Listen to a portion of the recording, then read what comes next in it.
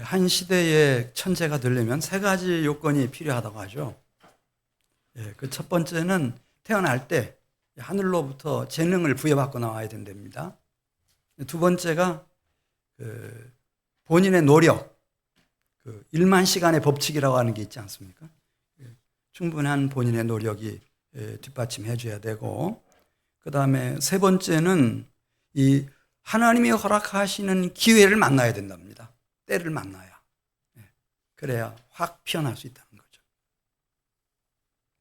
근데 오늘 이제 이 18장 1절에 나오는 바울은 이 조건을 다 갖추고 있는 사람입니다. 우선 그는 태어나기를 길리기아 다소에서 태어나서 그냥 0세부터 이제 13세까지 뭐 헬라어를 사용을 했어요. 그러니까 모국어가 헬라어나 마찬가지죠. 유창하게 헬라어를 합니다. 그 다음에 13세 때 이제 이 유대 예루살렘으로 유학을 와가지고 거기서 가말리엘이라고 하는 그 당시에 최고의 존경받는 최고의 석학입니다. 그 밑에서 아주 충실하게 학업 과정을 다 이수를 하면서 뭐 히브리어도 능통하죠. 13살 때부터 평생을 이렇게 히브리어를 자기 모국어로 채택하고 살아왔으니까. 그리고 이 가말리엘 문화생들 중에서도 성적이 탁월했던 것 같습니다. 그냥 사내들인 공회, 그 공회를 대표하는 대제사장들이 눈에 딱 들어왔습니다. 이건 다음 차세대의 가장 중요한 지도자가 되겠구나. 그걸 어디에 배치했는가? 그 학업 능력이라든지 뭐 헬라어가 됐든 히브리어가 됐든 지도력을 이렇게 훈련하는 그런 과정들이든 이게 다 부여되어 있었어요. 게다가 이 바울은 정말 노력을 이만저만 하는 사람이 아닙니다. 필립보서 3장 5절 이하에 보면은 그런 얘기가 나와요. 자기는 태어난 지 8일 만에 할례를 받았다는 거예요. 아브라함이 이삭을 낳아서 8일 만에 할례하지 않습니까? 그런 건 똑같이 이렇게 했다는 거죠. 그렇게 했고, 자기는 히브리인 중에 히브리인이고, 자기가 자신을 평가할 때도 율법으로는 흠이 없는 사람이라고 했어요. 그렇게 자신에게 충실하게 살아왔어요. 그러니까 얼마나 노력을 했는지 그걸 보면 알 수 있어요. 이제 이 유대 사회에서 사내들인 공회 대제사장들이 동원이 돼가지고 지금 우리 유대교의 가장 위협적인 존재가 기독교인데 기독교를 좀 제지를 해달라 그랬더니 자기에게 주어진 일에 얼마나 열심인지 이 바울이 스데반 쳐 죽이죠. 예루살렘 교회를 진짜 다 흩어버렸어요. 그리고 이제 유대 땅 밖에 있는 저 아람 다메섹에 있는 예수쟁이들까지 다 받아가 감옥에 다 가두기 위해서 가고 있는 중이었는데 그 도상에서 부활하신 예수님을 만나잖아요. 그래서 이제 크리스찬이 돼버렸어요. 그 다음부터 살아가는 모습을 보면은 똑같아요. 그는 뭐 태어난 지 8일 만에 내가 할례를 받았고 내가 히브리인 중에 히브리인이고 율법으로 나 흠이 없는 사람이다 그렇게 말한 것처럼 유대교를 위해서 임무가 부여됐을 때도 물불을 가리지 않고 자신에게 주어진 그 임무에 모든 걸 다 갈았고 이제 예수님을 만났어요. 그러니까 예수님을 위해서 다 걸어요. 나의 달려갈 길과 주 예수께 받은 사명 곧 하나님의 은혜의 복음을 전하려 하면은 나의 생명조차도 조금 더 귀한 것으로 여기지 아니하노라. 그분을 위해서 땀이면 땀, 눈물이면 눈물, 피면 피, 목숨이면 목숨까지 다 바쳐버리잖아요. 그러니까 이 사람이 보통 사람이 아니라는 걸 우리가 직감할 수 있어요. 그런 사람이 오늘 18장 1절에 있는 말씀을 보면은요, 이제 이 아덴에 이제 입성을 하게 됩니다. 아덴은 우리가 세계사 공부할 때 아테네, 그러니까 이 그리스라고 하는 나라가 있고 그 나라의 수도, 도시국가인 이 아덴에 들어가게 됩니다. 아덴은 여러분 아시는 것처럼 1세기 전 세계에서 최고의 예술, 학문, 철학 이것들이 다 모여 있는 곳이 아테네였습니다. 지금까지도 서구 문명의 요새지이고 민주주의의 고향입니다. 이 로마라고 하는 나라가 있긴 있었어요. 서로마는 주 476년에 무너집니다. 그리고 이제 동로마가 이제 그 이후 한 1000년, 근 1000년을 이제 계속 존속하게 되는데, 이 동로마가 모국어로 채택한 언어가 무슨 언어인지 여러분 아세요? 그리스어, 헬라어입니다. 오죽했으면 우리 주님께서 신약 성경을 27권 기록하실 때 무슨 언어를 사용했겠어요? 헬라어. 헬라어를 사용해서 기록하도록 했어요. 왜냐하면 전 세계에서 공용어로 쓰는 것이 헬라어였기 때문에. 그 본산지인 아덴에 누가 들어가게 됐어요? 바울이 들어가게 된 거예요. 그러니까 물고기가 물을 만난 거죠. 네. 그러면 어떻게 해서 이제 들어가게 됐으며, 그 아테네에서는 바울이 어떻게 지냈는지 하는 얘기가 이제 사도행전 17장에 나와요. 잠시 보고 지나가겠어요. 15절 보면은 이제 이 마케도니아 반도라고도 하고, 저 남쪽으로 하면 그리스고, 북쪽으로 가면 마케도니아 반도인데, 거기 베레아라고 하는 큰 도시가 있었고, 거기서 바울이 쫓기게 돼요. 그래 도피처가 필요했는데, 그 베레아에 있는 형제들이 아주 급하게 이제 실라, 디모데 다 이제 이들은 뭐 그렇게 알려지지는 않았으니까 아직까지 다 이제 어느 곳에 은신을 시키고, 그 다음에 한 사람 바울만 데리고 어디까지 도망치는가? 근 천리 가까이 되는 이 아테네까지 이제 데리고 와서 그를 이제 아무도 아는 사람이 없는 곳에서 지내도록 그렇게 했습니다. 16절 가서 보겠습니다. 그런데 이제 바울의 마음속에는 항상 하나님은 살아계시고 하나님은 실수가 없으신데 나를 왜 베레아에서 이 아덴까지 보내셨을까? 여기 할 일이 있어서 보내셨겠다. 그런 생각 다 하겠죠, 여러분. 네. 그래서 이 바울이 아테네 전 시가지를 투어를 해요. 투어를 하다가 너무 실망한 것 같아요. 그러니까 외적으로는 전 세계에서 가장 문명화된 도시, 가장 문화 수준이 높은 도시, 뭐 철학이나 사상이나 모든 면에서 따라갈 도시가 없죠. 얼마나 부러워했으면 전 세계 사람들이 헬라어를 세계 공용어로 채택을 했겠어요. 로마까지. 그런데 돌아보다가 너무 실망을 했어요. 왜냐하면 가는 곳마다 우상들이 세워져 있죠. 우상의 제단들이 이렇게 있죠. 막 신전들이 막 중요한 위치들을 다 장악하고 있죠. 그래서 사도행전 17장 16절 보면 바울이 너무 실망을 한 나머지 마음이 격분했다고 그랬어요. 화가 나는 거예요.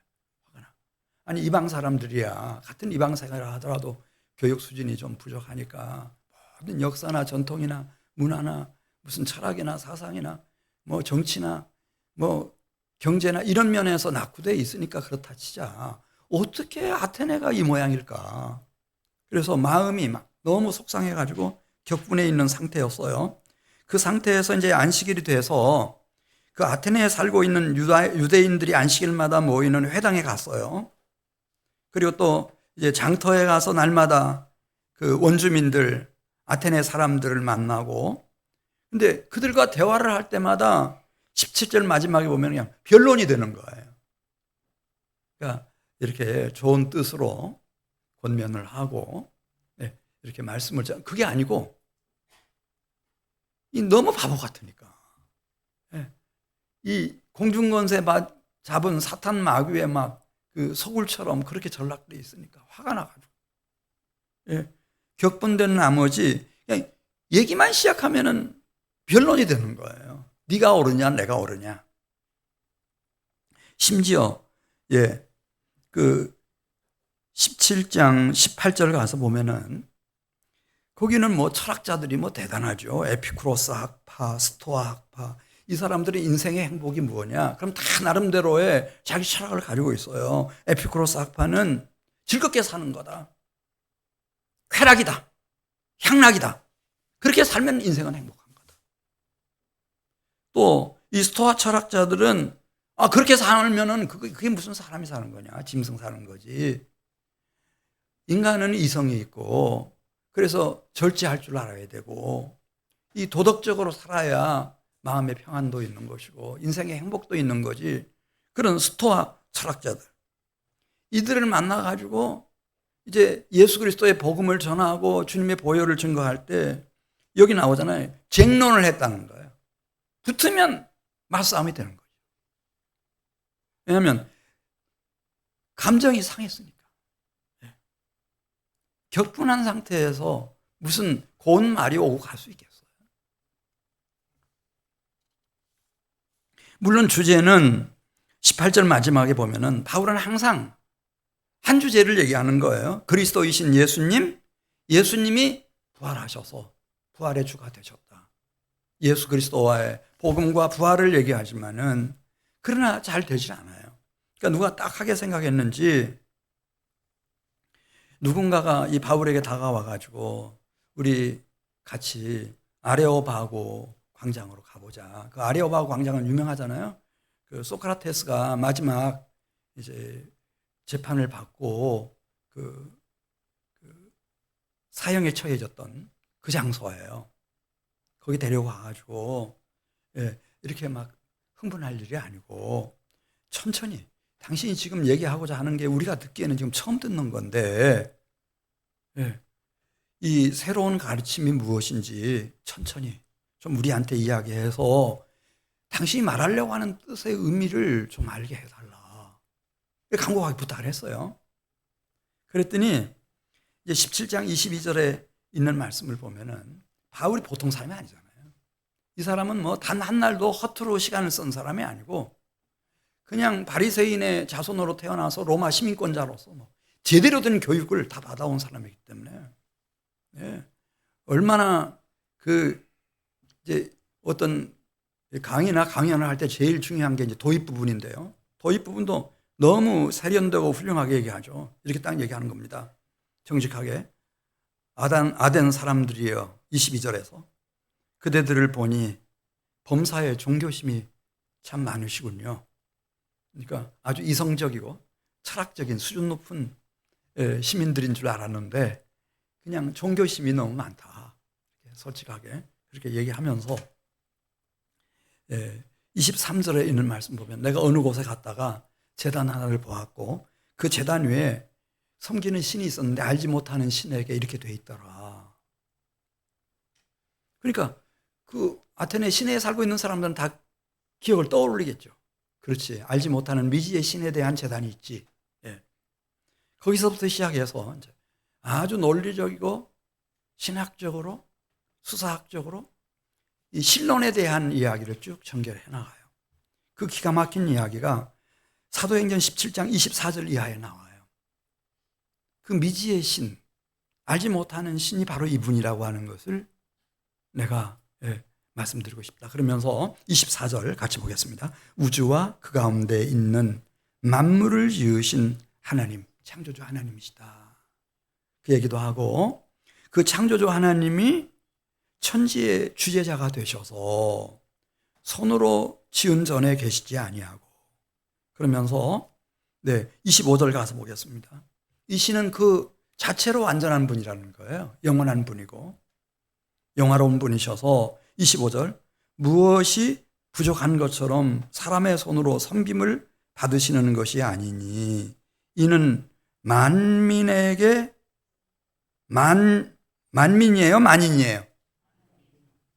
만민, 천하 만민 우리가 할 때 모든 사람을 말하는 거예요. 그 사람들에게 생명도 주시고 호흡도 주시고 뭐 그게 공기가 됐든 물이 됐든 음식이 됐든 에너지가 됐든 필요한 거 지혜까지라도 다 주시는 그런 하나님이시다. 이런 대단한 신론을 막 전개하잖아요. 26절에도 보세요. 26절. 한 개인의 생사복 한 국가의 흥망성쇠, 아까 우리 집사님 나라를 위해서 기도해 주셨는데 이것도 다 누구 손에 있나? 이분 손에 있다는 거네요. 26절 같이 읽습니다. 인류의 모든 족속을 한 혈통으로 만드사 온 땅에 살게 하시고 그들의 연대를 정하시며 몇 년 몇 월 며칠에 태어나라, 그리고 몇 년 몇 월 며칠에 이제 인생을 끝내라, 이런 거 다 정하신다는 거죠. 뿐만 아니라 국가도 마찬가지, 언제 탄생해서 언제 망할 것이고, 그리고 그들의 거주의 경계를 한정하셨으니 이는 사람으로 혹 하나님을 더듬어 찾아 발견하게 하려 하심이로되 그는 우리 각 사람에게서 멀리 계시지 아니하고 깊이 관여하시는 분이라는 거죠. 이런 창조주이시며 천지의 주제자이신 이 하나님의 그 다스림 안에 우리가 다 있는 거다. 이렇게 하나님을 알지 못하는 신, 그러니까 철학을 아무리 깊이 하고 사상이 심오해져도 신을 알 수는 없잖아요. 그러니까 그렇게 신론을 얘기하면서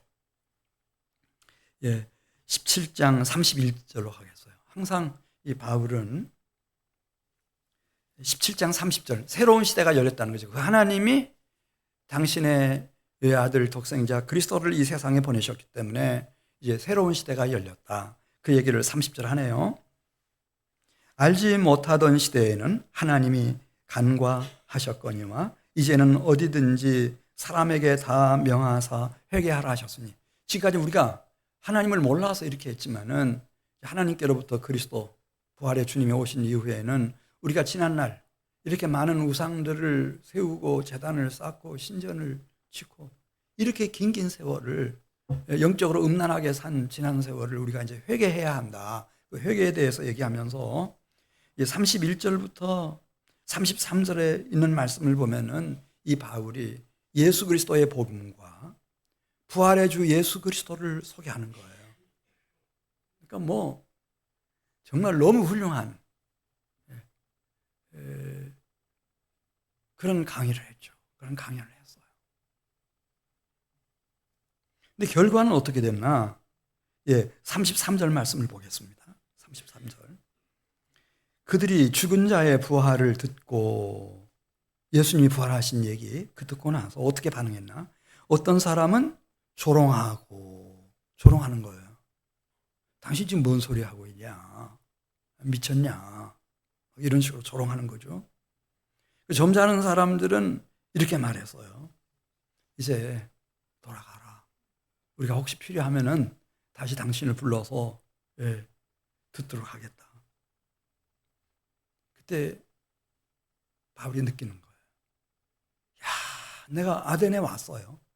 생전 처음으로 온 거죠. 물고기가 물을 만난 줄 알았죠. 근데 그 반응이 너무 부정적이고 너무 싸늘해요. 그래서 바울이 떠났다고 그랬어요. 어디를 떠났겠어요? 아덴을 떠납니다. 두어 사람, 예수님의 복음을 받아들이고 믿는 사람이 있었지만은 너무 자신의 모습이 초라하고 견딜 수가 없어요. 그 역풍이 막 불어오는데 견딜 수가 없죠. 다 미친 사람 취급하니까.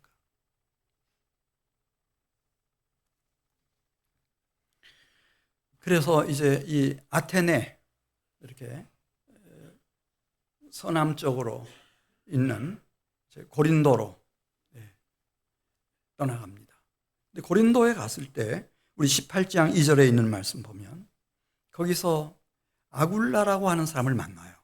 아굴라와 브리스길라 부부를 만나는데 이 사람들이 유대인인데다가 성경에 정확한 기록은 안 나오지만은 예수 믿는 그리스도인들이에요. 아주 신실한 그리스도인들이에요. 이 사람을 만났고 이 사람들이 얼마나 전도자하고 사역자인 이 바울을 귀하게 여기는지, 그 사도행전 13장 3절을 제가 세 번역으로 읽어드릴게요. 세 번역으로. 생업이 서로 같으므로 바울은 그들 집에 묵으면서 함께 일하였다. 그들의 직업은 천막을 만드는 일이었다. 이 아굴라와 브리스길라 부부가 한마음 한뜻으로 바울을 초청하는 거예요. 자기 집에. 거기서요. 예, 지낼 수 있도록 얼마나 극진하게 대우하고 격려하고 지지해주고, 예, 위에서 막 기도해주고.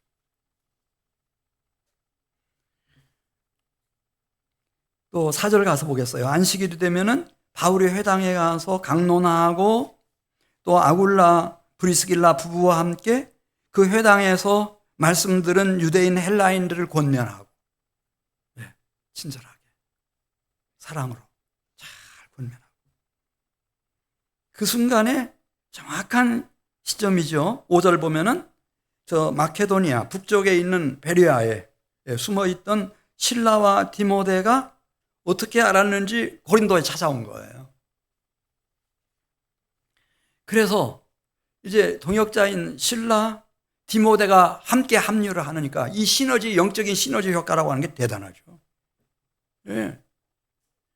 물론 벌써 호칭부터, 사도님이니까 호칭부터 시작해서 그렇게 격려하고 지지해주고 기도해주고. 그러니까 어떤 변화가 일어났나?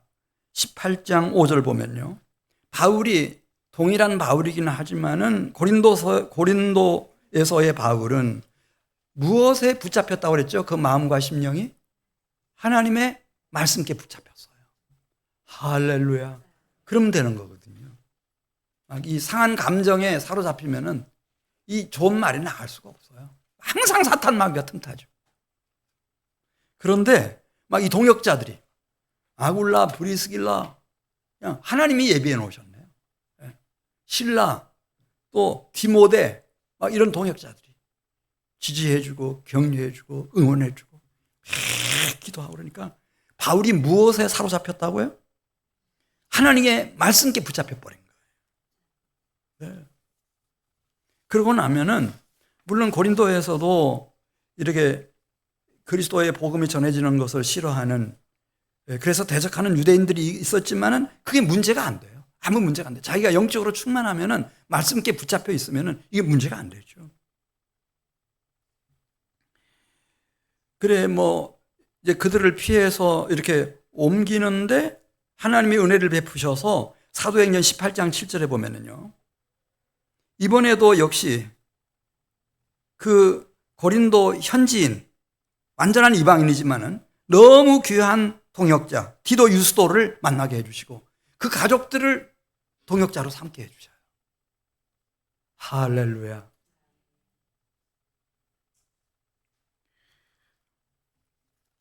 (8절) 가서 보겠어요. 그러니까 그냥 혼자 있으면 저 사람이 뭐 선한 사람인지 악한 사람인지 사기꾼인지 정직한 사람인지 모르지만은 다 그 자기 현지 사람, 자기 나라 사람까지라도 이렇게 바울을 신뢰하고 존경하고, 이렇게 하니까 18장 8절 보겠어요. 가까이에 있는 회당장 그리스도보도 바울이 전하는 예수님을 믿게 됐고 온 가족도 더불어서 예수님을 믿게 됐다는 거예요. 회당장의 영향력이 얼마나 컸는데요. 유대인 사회에서, 고린도에서. 그러니까 그 다음 8절 하반절에 나오잖아요. 수많은 고린도 사람들도 이 사실에 대해서 듣고 또 바울의 이 가르침을 받고 믿고 침례받고 주님께로 막 돌아오는 거예요. 할렐루야. 그때 이제 바울이 깨달아요.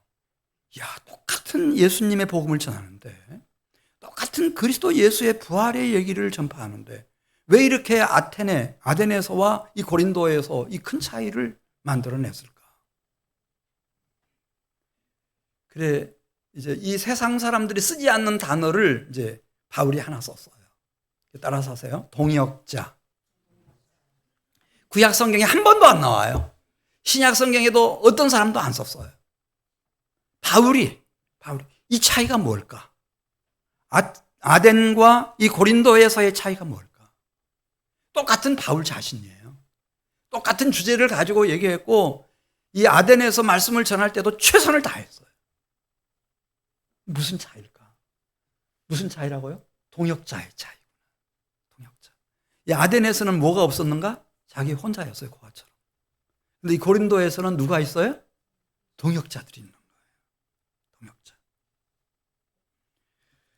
그래서 유명한 얘기를 씁니다. 바울이 최초로. 고린도전서 3장 9절에 보면, 따라서 하세요. 우리는 하나님의 동역자들입니다.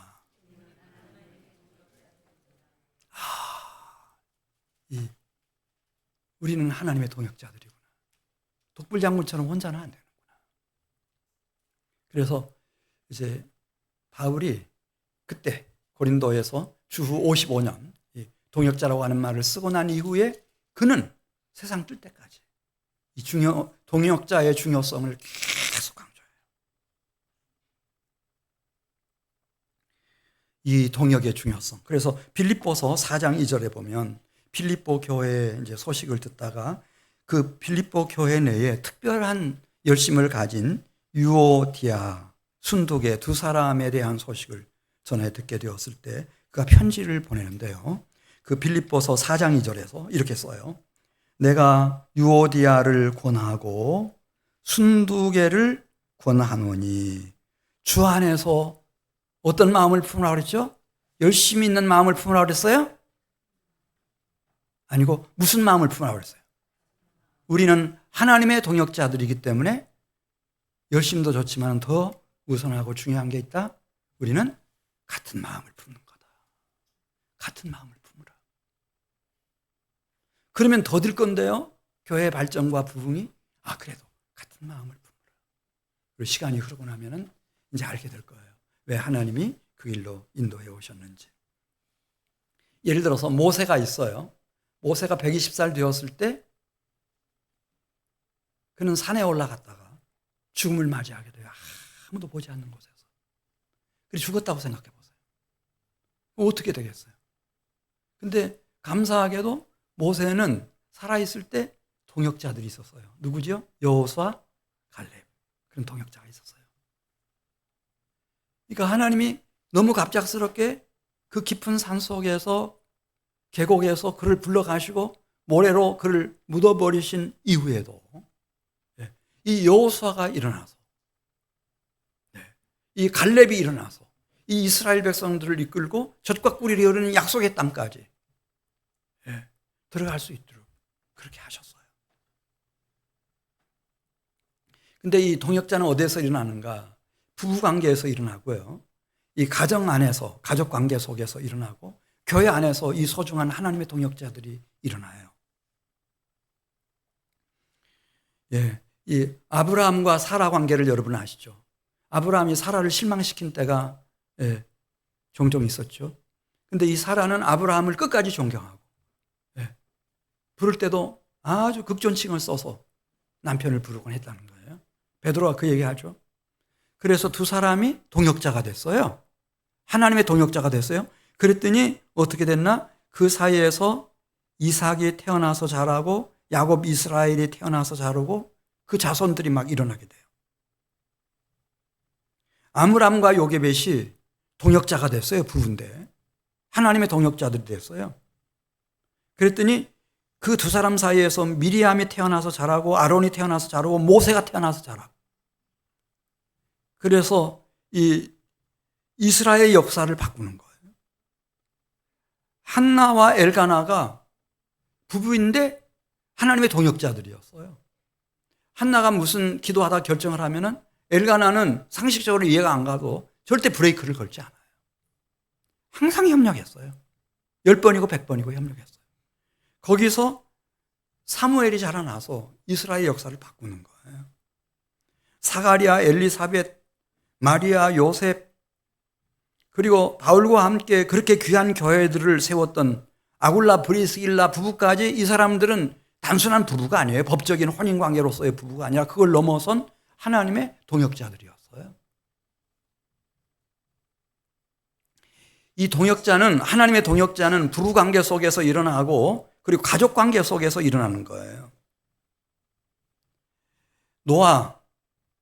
노아의 아내 그 사이에서 태어난 셈, 함, 야벳 그리고 며느리들 이 한 가정이 홍수로 이 세상을 하나님이 심판하실 때 현생 인류가 살아남도록 하나님이 이끄시는데 결정적 역할을 하는 거죠. 하나님의 동역자된 이 한 가족이 한 가족이에요. 그렇게 쓰임 받아요. 룻이라고 하는 모압 여인이 있었는데 시몬 나오미를 공경해요. 그랬더니 나오미가 정말 이 베들레헴에서 유력한 자인 경건한 보아스와 자기 며느리 룻이 이제 아들을 일찍 주었기 때문에 결혼할 수 있게 하고, 그 사이에서 오벳이 태어나고 이새가 태어나고 다윗 왕이 태어나고 다윗 왕조가 일어나 버리잖아요. 요셉과 마리아가 아주 경건한 하나님의 동역자들이었어요. 근데 마리아의 친족 엘리사벳이 또 마리아와 엘리사벳 간에 아주 하나님의 각별한 동역자였어요. 엘리사벳이 아들을 낳았는데 침례요 아니에요. 어머니와 아들 관계지만 각별한 동역자, 하나님의 동역자들이었어요. 그 침례 요한과 예수님의 어머니가 다르지만은 하나님의 특별한 동역자들이에요. 예수님의 어머니 살로메가 예수님과 함께 동역을 했어요. 예수님 공생에 사역하시며 돌아가실 때까지. 그의 아들 요한이 침례 요한과 스승과 제자 관계의 동역자 관계예요.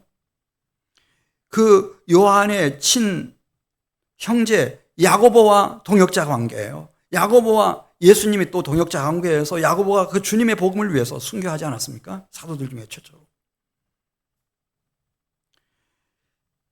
예수님의 동역자였던 침례 요한의 제자가 된 안드레, 그의 형제였던 베드로, 그 관계 속에서 예수 그리스도의 초기 공동체가 확 일어나 버리는 거예요. 하나님의 동역자들은 부부 관계에서 일어나고 이 가족 안에서 일어나요. 지금도 똑같아요. 그리고 하나님의 동역자들은 교회에서 일어나요. 교회에서. 이 바울이 자기가 너무 감사하게 생각하는 동역자들이 있어요. 골로새 교회 하면 빌레몬, 골로새 교회를 이끌고 있는 빌레몬, 그의 아내 아비야, 아들 아키포, 그리고 그 집의 종이었던 오네시모. 그러나 이들의 사랑의 돌봄 속에서 잘 자라나서 훗날 에베소 교회 감독이 돼서 어마어마한 선한 영향력을 끼쳤던 오네시모. 다 교회에서 만난 동역자들이에요. 하나님의 동역자들이에요. 빌레몬서 1장 23절 말씀 보면 바울이 어떻게 이 로마에서 그 어려운 시기를 잘 보내고 귀한 사명을 완수할 수 있었나, 이렇게 써요. 나와 함께 갇힌 자 된 하나님의 동역자 에바브라, 빌립보 교회가 파송했던, 또 나의 동역자 마가, 아리스타고, 데마, 누가, 그러면서 쭉 열거하죠. 동역자들 때문이었다는 거예요. 바울 혼자서는 로마에서 로마 교회를 못 세워요. 할 수가 없죠. 다 동역자들이 같이 수고했기 때문에요. 로마서 16장 3절 보면 그 동역자 한 사람 한 사람이 얼마나 귀한지 이렇게 썼어요. 로마서 16장 3절에 나의 동역자들인 브리스가와 아굴라에게 문안하라. 그들은 내 목숨을 위하여 자기들의 목까지도 내놓았나니 나뿐 아니라 이방인의 모든 교회도 그들에게 문안하느니라. 고린도 후서 8장 23절 말씀 보면 정말 가슴 뛰게 하는 동역자 디도에 대해서도 말합니다. 디도로 말하면 나의 동료요 너희를 위한 나의 동역자다.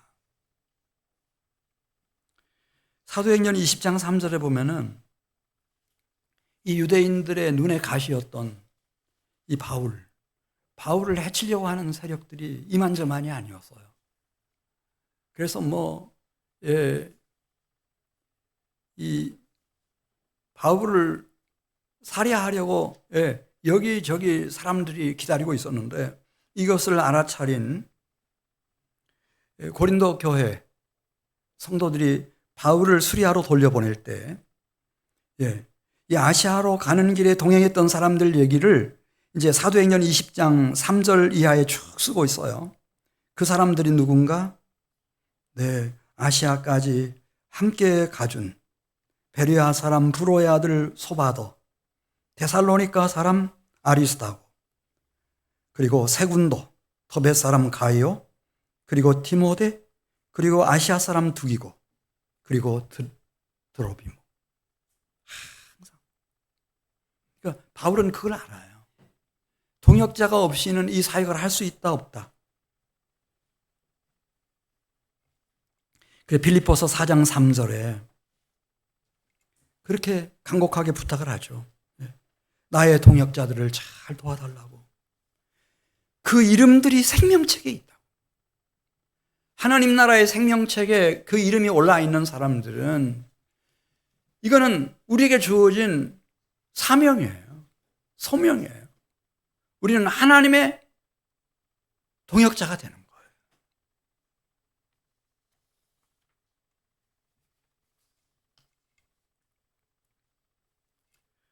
그럼 바울은 이거 말씀드리려고 하는 거예요. 어떻게 동역자를 얻었나? 이렇게 자기 생명같이 귀한 동역자들을 얻어서 그들과 손에 손을 맞잡고 하나의 하나님의 동역자가 돼서 어떻게 이 세상을 바꿀 수 있었을까? 물론 아테네에서는 실패했어요. 그러나 2000년이 지난 지금 우리는 그 누구도 이 바울의 혜택을 보지 않은 사람은 아무도 없으니까요. 그 도움을 다 받았죠. 어떻게 그런 위대한 영적 사역을 감당할 수 있었을까? 어떻게 바울이 하나님의 동역자들을 얻을 수 있었을까? 여기 앉아 계시는 한 분 한 분이 지금까지는 자신을 위해서 열심히 살아오셨다 할지라도 이 하나님의 동역자들을 꼭 만나시고 세우시기를 바랍니다. 그 동역하시기를 바랍니다. 이제 그 첫 번째는 예수 그리스도의 대속의 복음, 속죄의 은혜의 복음을 전한 거예요. 왜 그 요한일서 4장 10절에 그런 말씀 나오죠. 하나님이 우리를 사랑하사 우리 죄를 속하기 위하여 죄값을 대신 갚아 주시기 위하여 화목제물로 당신의 아들을 보내주셨다. 그 얘기. 우리는 이제는 회개해야 할 때가 왔다. 근데 그 죄를 어떻게 사함받을 수 있는지 예수 그리스도의 대속의 성량의 은혜의 복음, 주 예수를 믿어라 그리하면 너와 내 집이 구원을 받으리라. 빌립보 교회에서 그게 주제였어요. 빌립보 감옥에서 주 예수를 믿으라. 이걸 가지고 동역자를 얻는 거예요. 그러면 하나님의 동역자가 될 수 있어요. 그리고 두 번째는 사도행전 19장 2절 가서 보면은 에베소에 도착해 보니까 거기는 이미 예수님을 영접한 사람들이고 침례를 받은 사람들이고 우리는 예수님의 제자다. 이렇게 확증하는 사람들이었어요. 그래서 그들에게는 사도행전 19장 2절 보면 이 바울이 뭐라고 물어요? 너희가 믿을 때 무엇을 받았느냐 그렇게 묻죠? 성령을 받았느냐 그렇게 물어요. 예수님의 침례는 성령 침례라는 거죠. 그 얘기를 하지 않습니까? 근데 그게 받는 사람 받고 못 받는 사람 못 받고 그런 거 아닙니까? 그게 아니고 그 누가의 사도행전을 쓴 누가의 기록에 하면 구하고 찾고 두드리면 하늘 아버지께서 구하는 자에게 반드시 무엇을 주신다고 그랬죠? 성령을 주신다고 그랬어요. 그러니까 다 주시는 거예요. 우리가 피해 가려고 하니까 그렇지. 내가 예수님 믿었으니 이제 성령의 기름 부음이 필요하다. 그렇게 어느 순간에 깨닫는 순간이 와요. 다는 아니고 깨닫는 순간이 오는 경우가 대부분일 거예요. 그때 이제 성령을 구하면은 어떻게 됐나? 사도행전 19장 6절 이제 예수님의 이름으로 침례를 베풀고 바울이 이렇게 안수할 때 무엇이 그들 각 사람 위에 임했다고 그랬죠? 그래서 방언도 하고 예언도 했는데 거기에 모여있는 12사람 중에 몇 사람이 성령 받았다고 그랬어요? 모두 다 100%가 성령 받았어요. 그런 시대가 온 거예요. 그리스도가 오심으로써. 다 받아요. 다 받아요. 예수님 믿고 성령 받은 사람들에게 바울이 강조한 게 무언가? 사도행전 19장 3절. 이걸 깨달아야 하나님의 동역자가 될 수 있으니까. 사도행전 19장 8절. 담대히 무엇에 관해서 바울이 강론하죠? 하나님 나라입니다. 하나님 나라.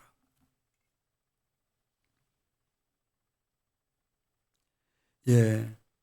예수께서 공생의 사역 시작하시면서 제일 먼저 하신 말씀이 회개하라, 무엇이 가까웠느냐 그랬죠? 천국이 가까웠느냐. 하나님의 통치가 이제 시작된다는 거죠. 예수님이 공생의 사역을 하시는 동안 왜 그렇게 많은 지역을 찾아다니시면서 무엇을 전하셨어요? 내가 다른 동네들에서도 하나님 나라의 복음을 전하여야 하리니 나는 이 일을 위해서 보내심을 받았다 그랬어요. 무엇을 전했다고요? 하나님 나라. 하나님 나라. 예수님이 돌아가시고 40일 부활하셔서 40일 살아계시는 동안에 많은 사람들을 만나셨어요. 제자들을 중심으로 해서. 만나셔서 무슨 말씀하셨어요? 사도행전 1장 3절이 나오죠. 40일 동안 그들에게 보이시며 무엇을 말씀하셨다고 그랬죠? 하나님 나라의 일을 말씀하셨어요. 제자들이 예수님께 기도 좀 알려주십시오. 그때 알려주신 기도의 주제가 뭐예요? 하나님 나라. 너희는 이렇게 기도하라.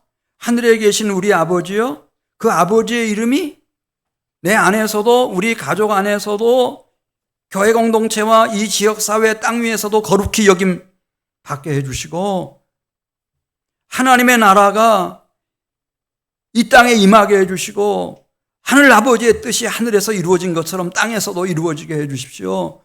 그 하나님의 나라와 권세와 영광이 아버지께 영원히 있습니다. 하나님 나라였어요. 하나님 나라. 하나님 나라에 대해서 막 계속 강론하는 거죠. 그랬더니 어떤 일이 벌어졌나?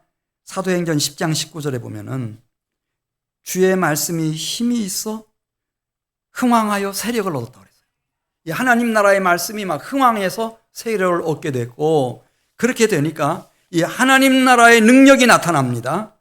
사도행전 19장 12절 나오죠. 그래서 병이 고침을 받고 악귀들이 떠나가고, 사도행전 20장 9절 말씀 보면 심지어 3층 그 창틀에 앉아 있다가 떨어져서 죽은 청년 유두고가 이 바울이 끌어안고 하나님 앞에 기도할 때 생명이 다시 돌아오죠. 죽은 자가 살아나고. 그러면서 그 생생한 하나님 나라의 능력과 권능이 임재하는 그 자리에서 하나님의 동역자들이 일어나는 거예요. 할렐루야. 하나님의 동역자는 그렇게 일어나는 거예요. 다른 방법은 없어요.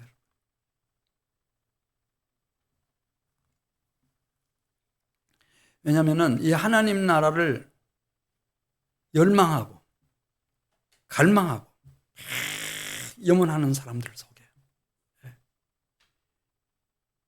하나님 나라의 기운이, 힘이, 능력이, 권능이 막 부어지니까.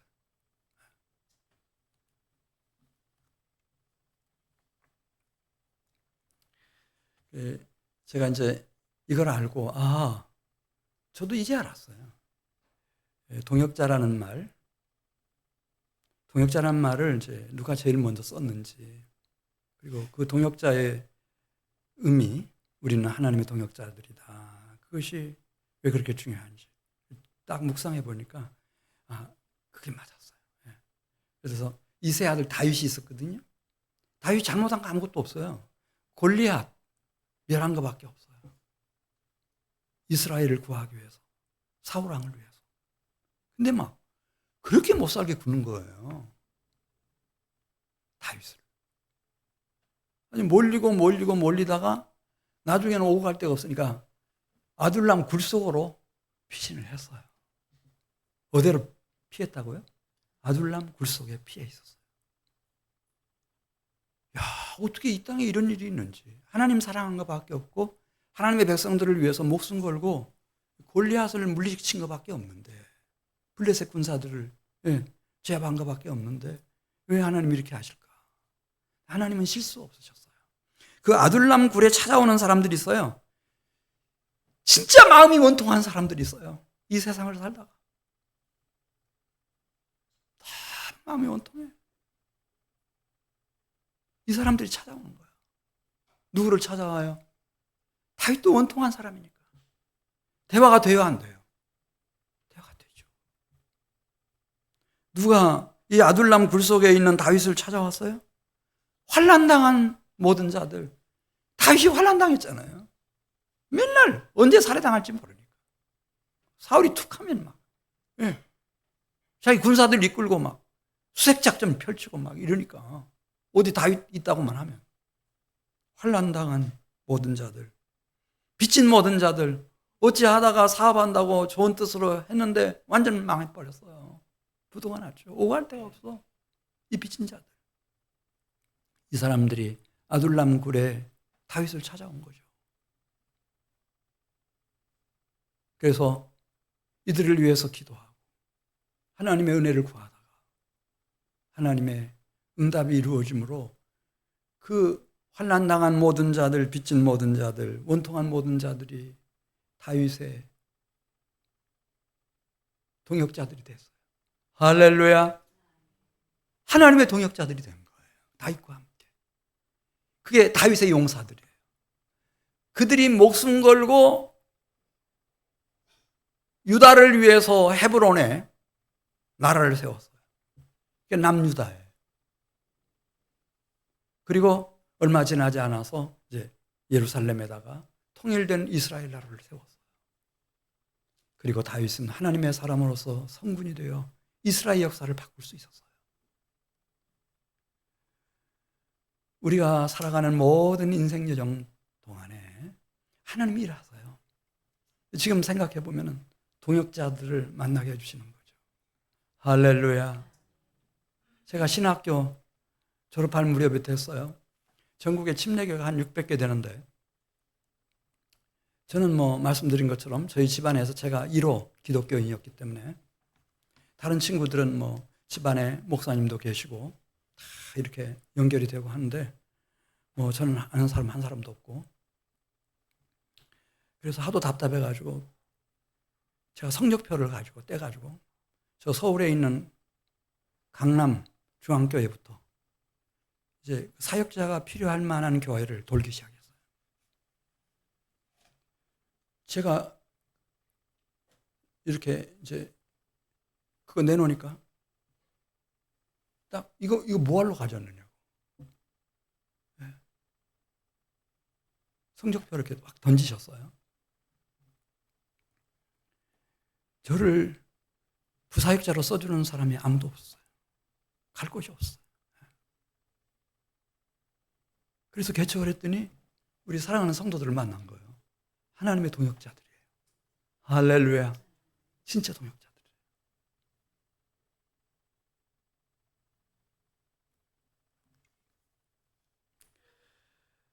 자, 우리 교회가 오랫동안 기도해왔고 둔산 자이 아이파크 아파트 입주가 이제 27일 날부터 이제 시작이 됩니다.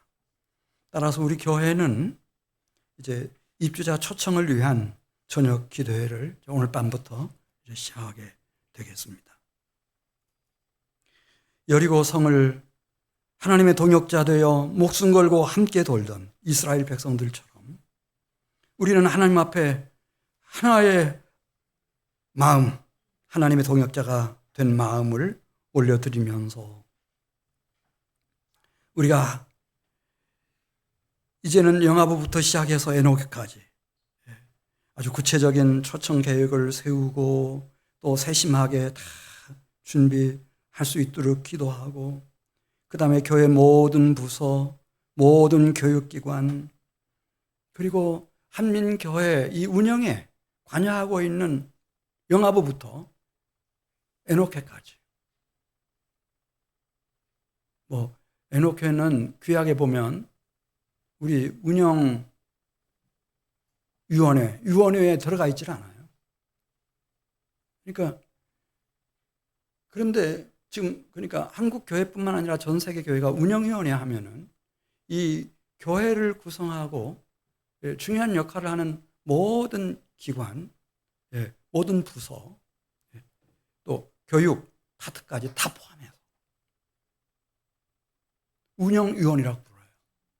그리고 우리 교회학에도 보면은 그렇게 되어 있어요. 이 운영위원회를 구성하는 구성원들이 쭉 나오고 맨 마지막을 천천히 잘 보시면 등 이렇게 되어 있어요.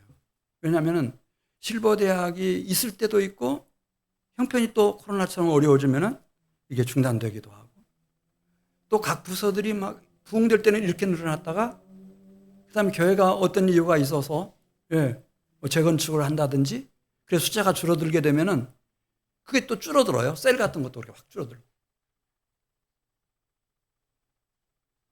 그래서 운영위원회는 쭉 이런 기관 쭉 나열하다가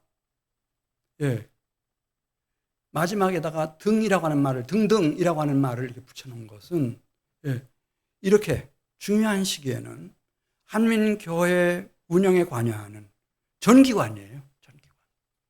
모든 부서예요.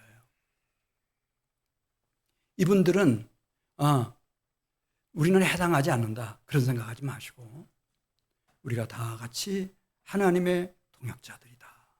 이렇게 생각을 하고 손에 손을 맞잡고 함께 일어날 수 있기를 바라요. 그래서 여리고성을 다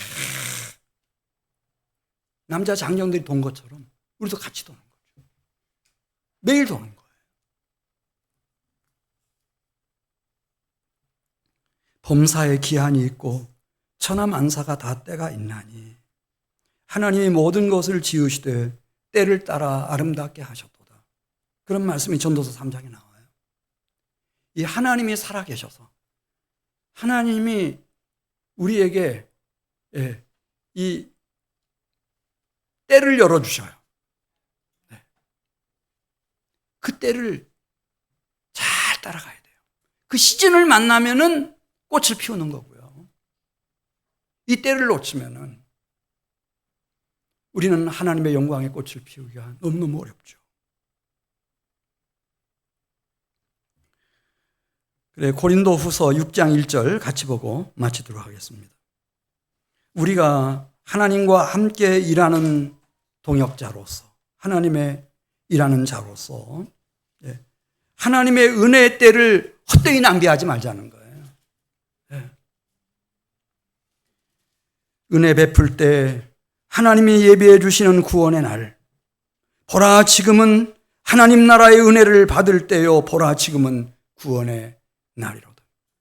사랑하는 성도 여러분, 우리가 손에 손을 맞잡고 하나님의 동역자로 일어나서 여리고를 돌듯이 하나님이 우리에게 주신 여리고를 돌기 시작하면 하나님이 일하시는 것을 우리가 직접 목도할 수 있을 거예요. 하나님은 대단한 분이시구나. 나를 아둘람 굴로 몰아넣으신 것이 실수가 아니었구나. 하나님은 이렇게 놀라운 일을 계획하고